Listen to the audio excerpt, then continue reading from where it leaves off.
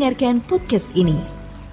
Shalom saudara, kebenaran hari ini berjudul Pengorbanan dalam Pengampunan. Saudaraku, terdapat sebuah prinsip penting dalam pengampunan, yakni mengampuni berarti berkorban. Dalam Perjanjian Lama, kita menemukan bahwa setiap dosa selalu diselesaikan dengan darah domba. Terdapat korban penebusan dosa yang harus dipersembahkan sebagai ganti dosa umat Israel.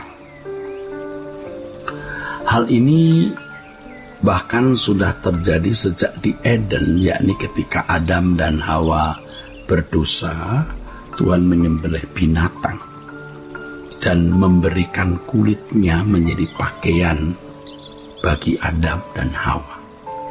Saudara, jika dipertanyakan mengapa Tuhan seperti sosok yang haus darah, sesungguhnya Allah bukanlah sosok yang haus dengan darah, tetapi melalui pengorbanan pada setiap pengampunan, Allah hendak mengajarkan kepada manusia bahwa di dalam setiap pengampunan memiliki pengorbanan.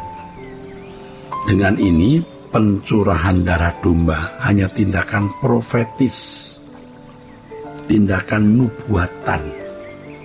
Secara simbolis, darah domba merujuk pada darah anak domba Allah yang akan menebus dosa manusia pada zaman penggenapan, yaitu pada zaman Perjanjian Baru. Saudaraku, dalam Ibrani pasal 10 ayat 4 dijelaskan bahwa darah domba tidak dapat menyelesaikan dosa manusia. Dosa manusia hanya dapat diselesaikan melalui kurban Yesus di kayu salib, saudaraku. Namun darah domba pada Perjanjian Lama menjadi semacam voucher atau penyataan awal tentang bagaimana setiap dosa manusia harus dibayar dengan pengorbanan. Dalam Perjanjian Baru, perintah Allah dalam Taurat memperoleh penggenapannya di dalam Yesus Kristus. Darah domba yang dulunya berfungsi sebagai penyataan awal sekarang digenapi dalam Yesus. Darah Yesus menunjuk pada ketaatannya yang sempurna kepada Bapa di surga. Yesus menjadi corpus delicti pertama yang membuktikan bahwa ada sosok yang dapat taat sepenuhnya pada pemerintahan Allah Bapa. Dengan demikian, kematian Yesus mewakili seluruh umat manusia yang seharusnya mati oleh dosanya. Kematian Tuhan Yesus menjadi kematian yang menanggung maut bagi seluruh umat manusia. Manusia yang seharusnya mengalami maut, yakni keterpisahan dari Allah, oleh korban Yesus dibebaskan, oleh darah Kristus itu dibebaskan. Tidak ada kutuk atau maut yang membayangi manusia.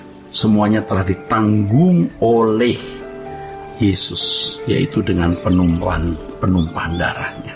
Manusia telah diampuni dosanya satu kali untuk selama-lamanya melalui kematian Kristus. Namun demikian, saudaraku, hukuman yang seharusnya ditimpakan pada manusia ditanggung sepenuhnya oleh Yesus. Pengampunan Allah diberikan melalui pengorbanan Yesus di kayu salib.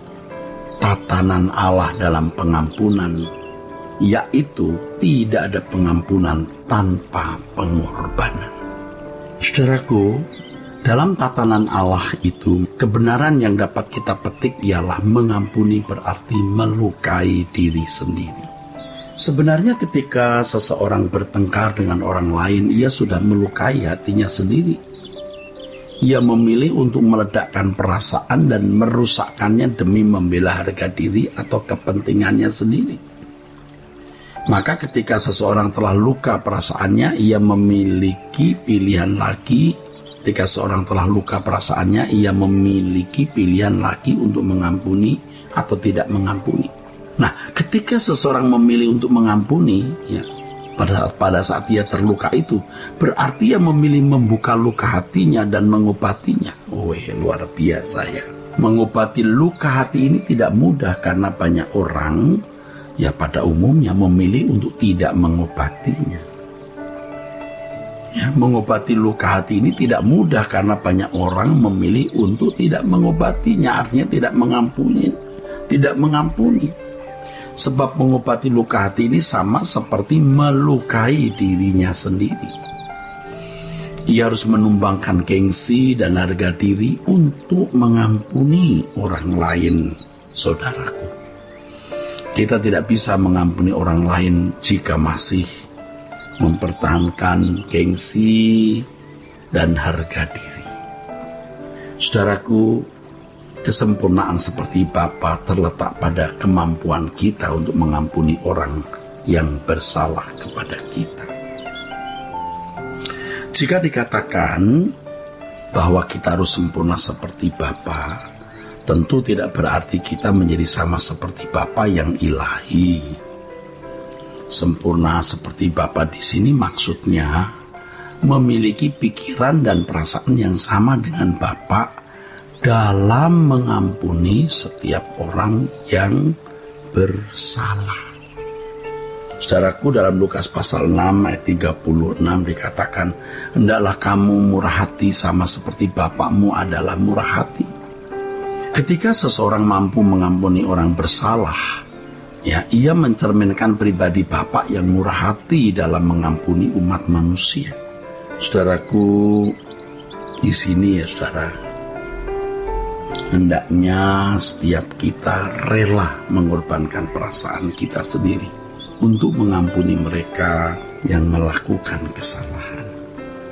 Bahkan bukan tidak mungkin orang percaya terlebih dahulu meminta maaf jika ada suatu permasalahan dengan orang lain, agar tercipta kerukunan yang Allah kehendaki.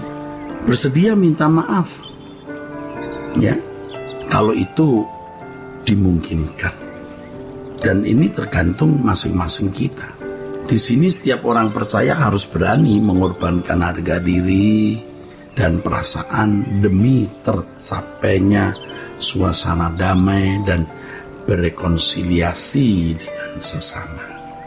Pengampunan tidak bisa diadakan tanpa adanya pengorbanan, saudaraku. Pengampunan itu ada karena ada yang rela berkorban, seperti yang tadi ya kita semua mendengar bahwa mengampuni itu berarti melukai diri sendiri. Orang percaya harus rela mengorbankan perasaan dan harga dirinya, seperti yang dilakukan Tuhan Yesus di kayu salib demi pendamaian dosa-dosa umat manusia. Dan orang yang mengerti arti pengampunan, bahwa menerima pengampunan berarti juga menyerahkan seluruh hidup, hak dan miliknya kepada Tuhan, akan rela mengampuni orang lain dengan sukacita, dengan rela. Ya, karena hal itu menyenangkan hati Bapa. Saudaraku sekalian, yang perlu ditekankan pada kebenaran hari ini adalah pengampunan Allah diberikan melalui pengorbanan Yesus di kayu salib, sebab tidak ada pengampunan tanpa pengorbanan.